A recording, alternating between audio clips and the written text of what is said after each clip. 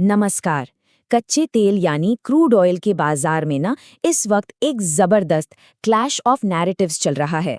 एक तरफ है मजबूत डेटा और दूसरी तरफ है जियोपॉलिटिकल डर। आज हम दो ऐसी बड़ी खबरों का विश्लेषण करने वाले हैं जो बाजार की दिशा को पूरी तरह से उलझा रही हैं। तो सवाल यही उठता है कि आखिर तेल का बाजार इतना कंफ्यूज्ड है क्यों? क्या कीमतें फंडामेंटल्स के हिसाब से चलेंगी या फिर डर के आगे झुक जाएंगी? चलिए इसी पहेली को आज हम साथ मिलकर सुलझाते हैं। देखिए, बाजार ना इस समय बिल्कुल दो हिस्सों में बटा हुआ है। एक तरफ है सिग्नल यानी डेटा, जो साफ तौर पर ऊंची कीमतों की ओर इशारा कर रहा है, और दूसरी तरफ है शोर मतलब डर, जो सेंटिमेंट की वजह से कीमतों को नीचे की तरफ धकेल रहा है। तो चलिए अब इसमें थोड़ा और गहराई से उतरते हैं। शुरुआत करते हैं उस मजबूत डेटा बेस्ड तर्क से जो बाजार में तेजी यानी एक बुलिश ट्रेंड की तरफ इशारा कर रहा है।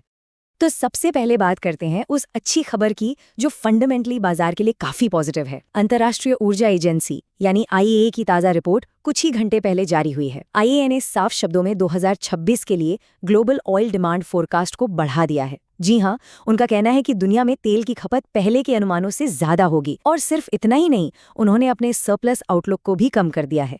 मतलब जो बाजार में ओवर सप्लाई का एक डर बना हुआ था ना, वो अब कम हो रहा है। तो इसका सीधा मतलब क्या है? मतलब ये कि अगर हम सिर्फ इन आंकड़ों को देखें तो ये एक साफ बुलिश सिग्नल है। डिमांड ऊपर जा रही है और जो एक्स्ट्रा सप्लाई थी वो नीचे आ रही है, तो टेक्निकली कीमतों को यहाँ से सपोर्ट मिलना ही चाहिए। लेकिन कहानी में असली ट्विस्ट तो यहीं से आता है। अगर आंकड़े इतने मजबूत हैं तो फिर कीमतें नीचे क्यों जा रही हैं? और यही बाजार के कन्फ्यूजन की असली जड़ है। तो चलिए अब बात करते हैं उस दूसरी ताकत की, एक डर से भरी कहानी जो इस समय इस मजबूत डेटा पर भी भारी पड़ती दिख रही है। आप देखिए, इतनी मजबूत रिपोर्ट आए और उसके बावजूद बाजार में कीमतें फिसल रही हैं। इसकी वजह है मार्केट का सेंटिमेंट। एक नया जियोपॉलिटिकल मुद्दा सामने आया है जिसे ग्रीनलैंड को लेकर ट्रेड वाली बेचैनी कहा जा रहा है। हुआ ये है कि बाजार में ग्रीनलैंड के आसपास ट्रेड टेंशन को लेकर अचानक एक डर पैदा हो गया है। निवेशकों को लग रहा है कि अगर ये मुद्दा बड़ा हुआ या नए ट्रेड बैरियर लगे तो ग्लोबल इकोनॉमी धीमी हो सकती है। और हम सब जानते हैं, अगर इकोनॉमी धीमी हुई तो तेल की मांग अपने आप गिर जाएगी, जो IEA के अनुमानों पर पानी फेर देगी। तो ये बात बिल्कुल साफ है, बाजार में जो गिरावट हम देख रहे हैं वो फंडामेंटल्स की वजह से नहीं, बल्कि इस डर की वजह से है। ये पूरी लड़ाई सेंटिमेंट की है, सप्लाई और डिमांड के आंकड़ों की नहीं। तो अब आगे बढ़ते हैं और ये समझने की कोशिश करते हैं कि आखिर ये दो बिल्कुल उल्टी कहानियां एक ही समय में कैसे चल रही हैं। और ये देखिए, ये बहुत ही शानदार तरीके से दिखाता है कि हम यहाँ डेटा बनाम मूड की एक क्लासिक लड़ाई देख रहे हैं।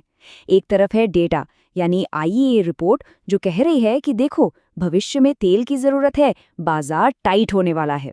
और दूसरी तरफ है मूड यानी ग्रीनलैंड का मुद्दा जो कह रहा है कि अरे भाई, ट्रेड वॉर का खतरा है, अभी कोई रिस्क मत लो। तो हमारा विश्लेषण क्या कहता है? देखिए, शॉर्ट टर्म में बाजार हमेशा हेडलाइंस और सेंटिमेंट पर ही रिएक्ट करता है और इसीलिए कीमतों पर दबाव है। लेकिन लॉन्ग टर्म में जो मजबूत सहारा होता है वो फंडामेंटल्स ही होते हैं। अब असली सवाल ये है कि क्या ग्रीनलैंड वाला ये डर टिकेगा? क्योंकि अगर ये डर खत्म हुआ तो बाजार का फोकस वापस IEA के ठोस डेटा पर आ जाएगा। हाँ, एक बात हम यहाँ बिल्कुल साफ कर दें कि हम कोई खरीदने या बेचने की सलाह नहीं दे रहे हैं। हमारा मकसद सिर्फ आपके सामने फैक्ट्स रखना है ताकि आप ये समझ सकें कि स्क्रीन पर कीमतें ऊपर नीचे क्यों हो रही हैं। तो आखिर में सवाल वही है, इस टकराव में जीतेगा कौन? क्या लॉजिक यानी डेटा जीतेगा या फिर इमोशन यानी डर हावी रहेगा? तो अब सवाल आपके लिए है, आपको क्या लगता है, जीत किसकी होगी, IEA का डेटा या ग्रीनलैंड का डर? बाजार की अगली चाल इसी बात पर निर्भर करेगी कि इन दोनों में से कौन सी कहानी ज्यादा मजबूत साबित होती है। हम जानना चाहेंगे कि इस विश्लेषण पर लोगों की क्या राय है।